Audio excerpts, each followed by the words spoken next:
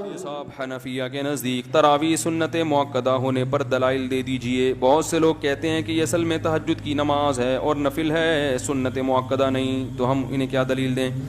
ان سے پوچھیں کہ سنت مؤکدہ کی تعریف کیا ہے. کوئی بھی آدھی بات کر کے چھوڑ دیا کرے نا تو اس کی بات نہ لیا کریں. اس سے سنت مؤکدہ کی ڈیفینیشن کیا ہے؟ پہلے تو یہ پوچھیں کہ سنت کی دو قسمیں ہیں یا نہیں ہیں. ہو سکتا ہے وہ دو قسموں کا ہی منکر ہو. ایک صاحب ہیں وہ یوٹیوب پہ بڑے مشہور ہیں, وہ کہتے ہیں سنت مؤکدہ کچھ نہیں ہوتی, فرض ہے یا بس سنت ہے.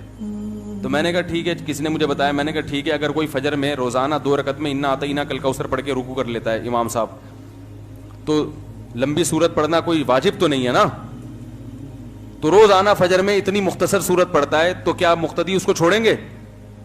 بولو نا. لوگ بولیں گے بھائی فجر میں کو طول دینا کیا ہے, سنت ہے.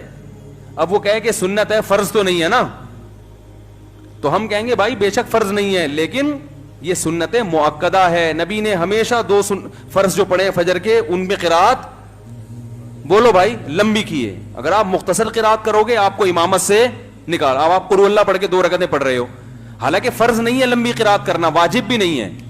تو سنت مؤکدہ کا مطلب کیا ہوتا ہے کہ یہ نہیں کرو گے تو قابل ملامت. لوگ ملامت کریں گے امام صاحب تھوڑی سی لمبی قرات کیا کریں, یہ انا اعطیناک فجر میں نہیں چلے گی, مغرب میں ٹھیک ہے. تو بالکل تراویح کا بھی ایسا ہی مسئلہ ہے کہ رسول اللہ صلی اللہ علیہ وسلم نے رمضان میں قیام اللیل کی اتنی فضیلت کہ جہاں روزے کا ذکر وہاں قیام اللیل کا بھی ذکر ہے رمضان میں. پتہ چلا روزہ اور قیام اللیل ساتھ ساتھ جڑے ہوئے ہیں. اب قیام اللیل کو فرض تو نہیں ہم قرار دے سکتے, کیونکہ یہ تو تراویح نبی نے 3 دن بعد چھوڑی اس لیے کہ فرض نہ ہو جائے. تو کم سے کم درجہ اس کا کیا ماننا پڑے گا؟ سنت مؤکدہ. کیونکہ اگر اس سے بھی کم لے گئے پھر اس میں اور عام دنوں میں کوئی فرق نہیں رہے گا. یعنی پھر عام دنوں میں رات کی نماز میں اور رمضان کی رات کی نماز میں کوئی فرق نہیں رہے گا. تو وہ فرق جب ہی ہوگا جب عام دنوں کی رات کی نماز کو, چاہے وہ تہجد ہے یا کچھ بھی ہو, عام دنوں میں تو تراویح ہوتی نہیں ہے نا, تہجد ہی ہوتی ہے قیام اللیل میں, تو اس کو ہم نفل کہیں اور رمضان میں ہم کیا کہیں؟ سنت مؤکدہ. اب سوال یہ پیدا ہوتا ہے کہ پھر اس میں تو سنت مؤکدہ بھی داخل ہوگی, سنت مؤکدہ تہجد بھی داخل ہوگی, اس میں تراویح کی کیا خصوصیت ہے؟ تراویح کی خصوصیت یہ ہے کہ ہم دیکھتے ہیں کہ تہجد پورے سال پڑھی جاتی ہے, جبکہ تراویح صرف کس کے ساتھ خاص ہے؟ رمضان کے ساتھ خاص. تو جب یہ رمضان کے ساتھ خاص ہے تو وہ تہجد تو پورے سال ہے نا, اس میں تو یہ رمضان ہو غیر رمضان ہو, نبی 8 رکعتیں اکثر پڑھا کرتے تھے. تراویح ایک الگ سے نماز ہے جو باقاعدہ جماعت کے ساتھ ہے, اس میں لوگوں کا ہجوم ہوتا ہے, جبکہ امت کا تقریباً اس پر اجماع ہے کہ نفل نماز میں لوگوں کو اکٹھا کر کے جماعت سے نماز پڑھانے کی اجازت نہیں ہے. آپ دیکھو جیسے ہی عید کا چاند نظر آئے اب تہجد آپ جماعت سے نہیں پڑھ سکتے. اگر یہ عام تہجد کی طرح ہے تو آپ جماعت سے نہیں پڑھ سکتے, بلکہ 10 رکعتوں کے بعد پتہ چلا نا چاند ہو گیا, ختم, وہی نماز چھوڑ دی جاتی ہے.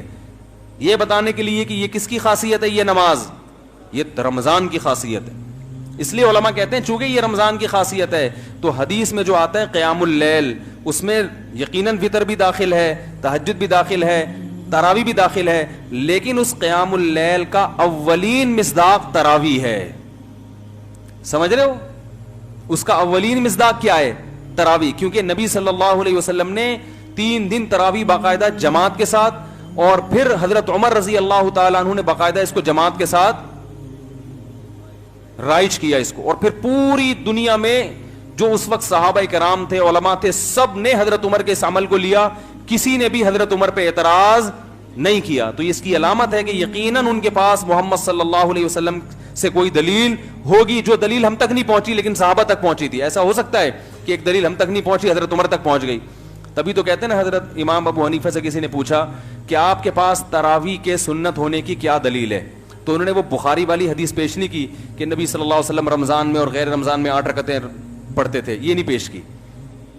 اگر یہ تراویح کی دلیل ہوتی نا تو امام حنیفہ اس مشہور حدیث کا حوالہ دیتے کہ حضرت عائشہ سے یہ مروی ہے, بلکہ انہوں نے کیا دلیل دی؟ ما رأیت عمر مبتدعا, میں عمر بن خطاب کو بدعتی نہیں سمجھتا. کیا مطلب؟ عمر بن خطاب کے پاس یقیناً کوئی دلیل ہوگی.